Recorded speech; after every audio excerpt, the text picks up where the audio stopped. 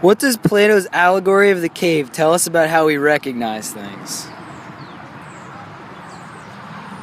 Well, so he tells us that we only see what we have lived to experience. Like, it almost symbolizes our own ignorance, almost. Like, we only know what we have seen. And he says, like ourselves, they can only see their own shadows or the shadows of one another, which the fire throws on the opposite wall of the cave, which basically means we only see what our own circumstances have shown us. Some of us have grown up in different areas and different responsibilities, and that's pretty much what the allegory is saying about how we recognize things and how we perceive certain notions. So yeah, I could definitely agree that what I took from this is that your interpretation of certain events is definitely subjunctive. But then I have to pose the question: if we don't really know if we don't know, like, if everyone cares about things differently, what is truth according to Plato? So Plato's allegory talks about how prisoners lack the ability to see their own reality. What they really saw was an illusion. And when confronted with reality, they chose to go back to their illusion.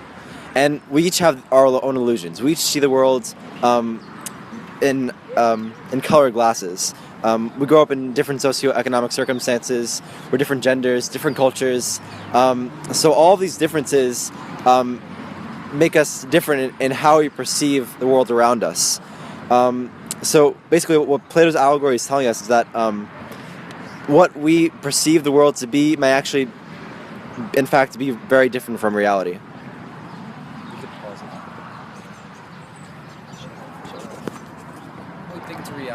How is it possible that people can believe in illusion and accept it as reality? Well, they believe in what they see, basically, and that was the case for the Allegory of the Cave, because the only thing these people knew was the shadows they saw, and that's obviously their perception of reality. They didn't know the world around them. Like they were saying, when they got out of the cave, it was like crazy. Like you can almost connect it like when blind people they get like surgery or whatever, they actually see things. When they see something for the first time, it's not what they thought it was going to be, and like sometimes they just can't get past that, and it's something totally new to them. It's not what they're used to or what they thought reality really was. So I guess building off of Duffy, I agree, because it's when it's the first thing, these cavemen, it's the first thing they saw was these shadows.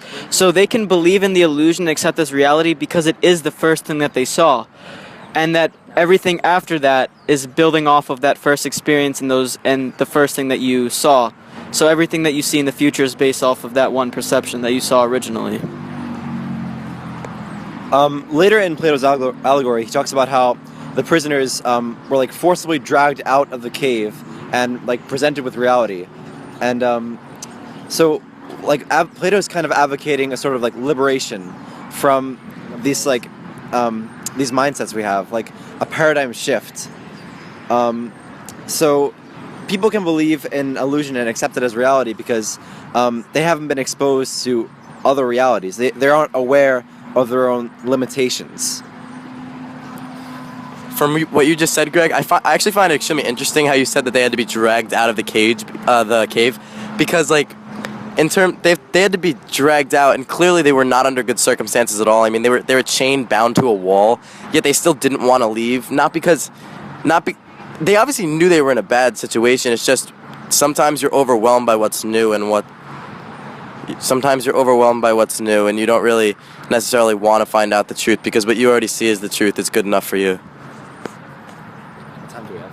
Because like you could see what the extreme differences they faced. Like they were literally in a cave. There was nothing else that they knew, and by dragging them out, they had to experience a whole new world. They had to start over again from these like worshiping these shadows on the wall.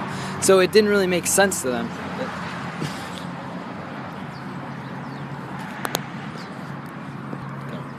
So I guess now we can understand like why people are hesitant to change, and that it goes against everything that they believed previously. So what other caves in modern life do you think that people might be imprisoned or feel imprisoned? Well, I think the comparison is pretty straightforward. With the caves can be, especially their neighborhoods or circumstances that people have lived in their whole lives. So some people might feel that they're caves in their own lives where they've grown up, have imprisoned them. They've only seen what they've known and what they've come to know. It is up to them if they want to escape those caves.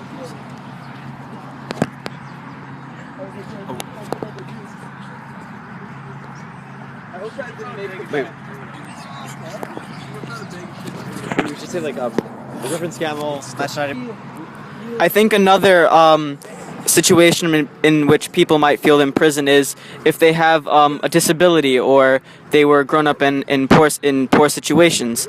In the case of a disability, people's lives are severely affected, and that they don't get the full experience that people who don't have a disability, that there's always something that they won't be able to do, or they always feel held back. So that's another thing in which, after being disabled for so long, that their perception of reality might become what they believe, even though it might not be the real reality.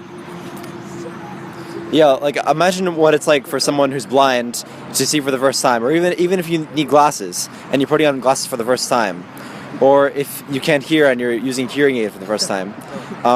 These kinds of situations change the way we see the world in a very fundamental way. And I think that's kind of what Plato was getting at in this allegory.